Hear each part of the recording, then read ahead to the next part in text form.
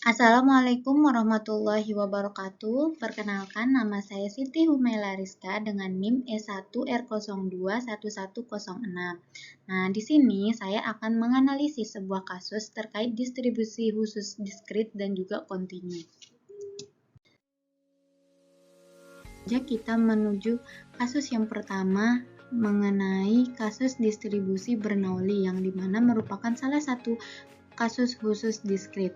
Nah, di sini terdapat sebuah kasus seorang pelajar menebak jawaban dari sebuah soal pilihan ganda yang memiliki dua pilihan jawaban, yaitu benar dan salah. Peluang untuk menebak jawaban yang benar adalah 0,7. Selanjutnya, kita diminta untuk menjelaskan mengapa kasus tersebut termasuk ke dalam distribusi khusus diskrit Bernoulli.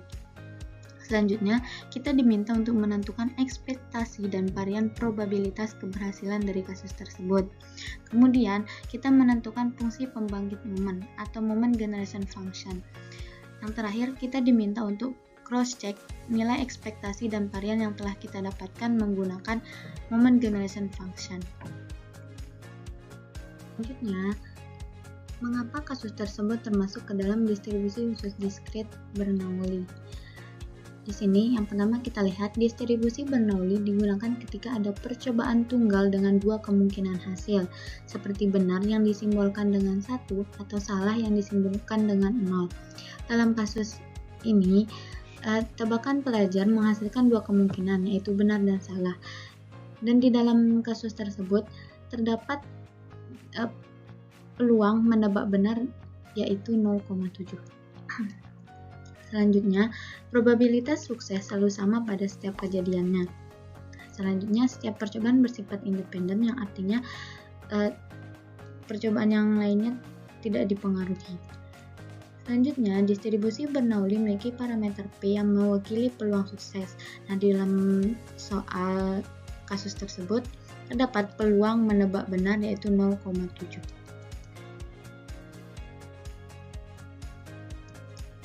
Selanjutnya, kita akan menentukan ekspektasi, varian, dan juga moment generation function-nya. Di sini, saya menggunakan dalil 8.1 pada buku pengantar statistik, yang dimana untuk rataan, varian, dan fungsi pembangkit momen atau MGF dari distribusi Bernoulli dapat dirumuskan sebagai berikut. Yang dimana yang pertama, ekspektasi atau mu itu sama dengan P. Yang kedua, sigma kuadrat sama dengan P dikali 1 min P. Selanjutnya, moment generation function-nya yakni mxt sama dengan 1 min P ditambah P dikali E pangkat T, di mana T elemen bilangan real. Selanjutnya, kita akan mencari ekspektasi dan variannya. Nah, pada kasus di atas diketahui bahwa peluang suksesnya tersebut adalah 0,7. Nah, karena di sini saya menggunakan dalil 8.1 yang dimana ekspektasi atau rataannya itu sama dengan peluangnya, maka nilai ekspektasi pada kasus tersebut adalah 0,7. Selanjutnya, varian. Nah, sama juga kita menggunakan dalil 8.1 yang dimana sigma kuadrat sama dengan P dikali 1 min P. Nah, di mana P-nya udah kita ketahui yaitu 0,7. Selanjutnya kita masuk ke substitusikan 0,7 dikali 1 min 0,7, yakni 0,7 dikali 0,3 dan menghasilkan 0,21. Maka nilai varian pada kasus tersebut adalah 0,21. Selanjutnya kita akan menghitung moment generation function-nya. Nah, di sini mxt sama dengan 1 min P ditambah P dikali E pangkat T, di mana T-nya elemen bilangan real. Nah, selanjutnya kita substitusikan nilai peluang yang telah kita ketahui yaitu 0,7. Nah, 1 min 0,7 ditambah 0,7 dikali E pangkat T menghasilkan 0,3 ditambah 0,7 E pangkat T. Atau dapat kita tuliskan 0,7 E pangkat T ditambah 0,3. Selanjutnya, kita dapatkan sebelumnya dengan MGF. Nah, selanjutnya yang pertama, ekspektasi. Dalam distribusi Bernoulli, untuk memperoleh nilai ekspektasi menggunakan MGF dapat dilakukan dengan menghitung turunan pertama dari MGF, di mana T-nya bernilai 0.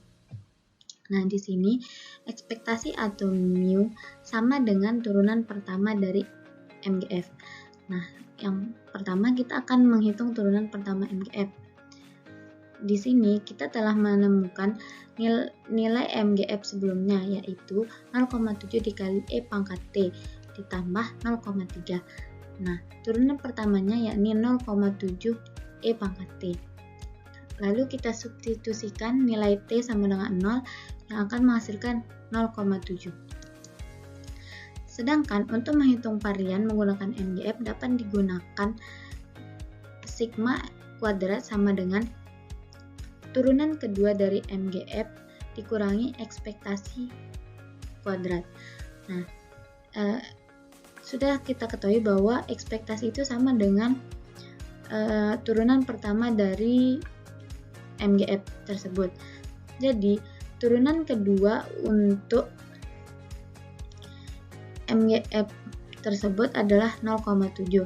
Nah, dikurangi dengan 0,7 kuadrat menghasilkan 0,7 dikurangi 0,49, hasilnya adalah 0,21. Jadi, nilai ekspektasi EX 0,7 dan varian sigma kuadrat sama dengan 21 yang dihasilkan menggunakan MGF sama dengan nilai ekspektasi dan varians menggunakan cara langsung. Kita akan membahas distribusi khusus kontinu. Terdapat sebuah kasus distribusi gamma yang merupakan salah satu distribusi khusus kontinu. Nah, di sini terdapat kasus sebuah perusahaan telekomunikasi mengukur waktu antara panggilan masuk ke sistem. Waktu antara panggilan diukur dalam detik dan mengikuti distribusi gamma dengan parameter bentuk alfa sama dengan 2 dan parameter skala beta sama dengan 5 detik. Nah, selanjutnya kita diminta untuk menjelaskan mengapa kasus tersebut termasuk ke dalam distribusi khusus kontinu. Kemudian, kita akan menentukan ekspektasi dan varian probabilitas dari kasus tersebut. Selanjutnya, kita akan menentukan fungsi pembangkit momen atau moment generation function-nya. Yang terakhir, kita akan cross-check nilai ekspektasi dan varian yang telah kita temukan menggunakan moment generation function. Kasus tersebut termasuk ke dalam distribusi khusus kontinu.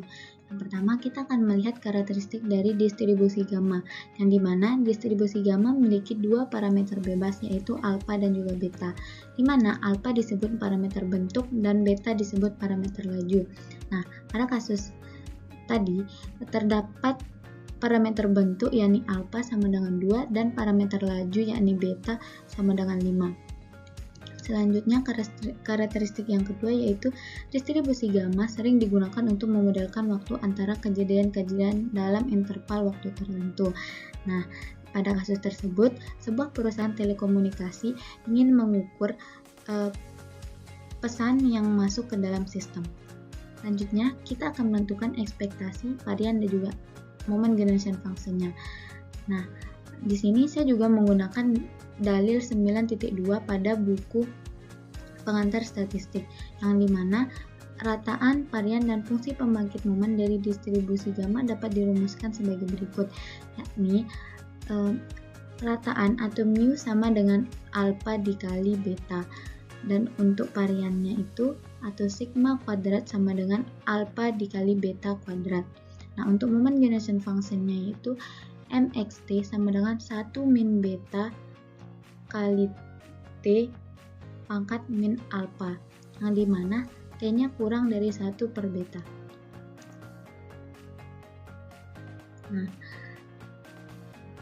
pada kasus kita mengetahui alpha sama dengan 2 dan beta sama dengan 5. Ini kita akan mencari ekspektasinya, yakni pada dalil 9.2 ekspektasi atau mu itu sama dengan alfa dikali beta, yang dimana alfanya sama dengan 2 dan betanya sama dengan 5. Kita kalikan akan menghasilkan 10. Maka nilai ekspektasi pada kasus tersebut adalah 10. Selanjutnya, varian. Nah, varian dapat cari menggunakan sigma kuadrat sama dengan alfa dikali beta kuadrat, di mana alfanya sama dengan 2 dan betanya itu sama dengan 5. Nah, kita kalikan akan menghasilkan 50. Maka nilai varian pada kasus tersebut adalah 50. Selanjutnya kita akan menghitung moment generation function-nya, yang dimana mxt sama dengan 1 min beta t pangkat min alpha, dimana t-nya itu kurang dari 1 per beta. Di sini kita mengetahui beta dan alfanya itu masing-masing alpha sama dengan 2 dan juga beta sama dengan 5. Nah, di sini kita substitusikan nilai alpha dan juga beta, maka 1 min 5t pangkat min 2, di mana t-nya itu kurang dari 1 per 5. Selanjutnya akan menghasilkan 1 min 5t pangkat min 2. Selanjutnya kita akan cross check ekspektasi dan variansnya. Yang pertama yaitu ekspektasi atau rataan. Dalam distribusi gamma, untuk memperoleh nilai ekspektasi menggunakan MGF dapat dilakukan dan menghitung turunan pertama dari MGF, yang dimana T-nya itu bernilai 0. Nah, ekspektasi atau mu itu sama dengan turunan pertama dari MGF. Nah, kita akan menghitung turunan pertama dari MGF. Setelah kita dapatkan nilai MGF sebelumnya yaitu 1 min 5t pangkat min 2. Nah, kita turunkan menjadi min 2 dikali 1 min 5t pangkat min 2 dikurangi min 1 dikali min 5. Dan selanjutnya menghasilkan min 2 kita kalikan dengan min 5 itu akan menghasilkan 10. Selanjutnya 1 min 5t pangkat min 3. Tinggal kita dapatkan dari pangkatnya dikurangi 1. Selanjutnya substitusikan nilai t sama dengan 0, yakni 10 dikali 1 min 5 kali 0 pangkat min 3. Itu sama artinya dengan 10 dikali 1 per 1 pangkat 3, dan hasilnya sama dengan 10. Selanjutnya, untuk menghitung varian menggunakan MGF dapat digunakan yaitu sigma kuadrat sama dengan turunan kedua dari MGF dikurangi ekspektasi kuadrat.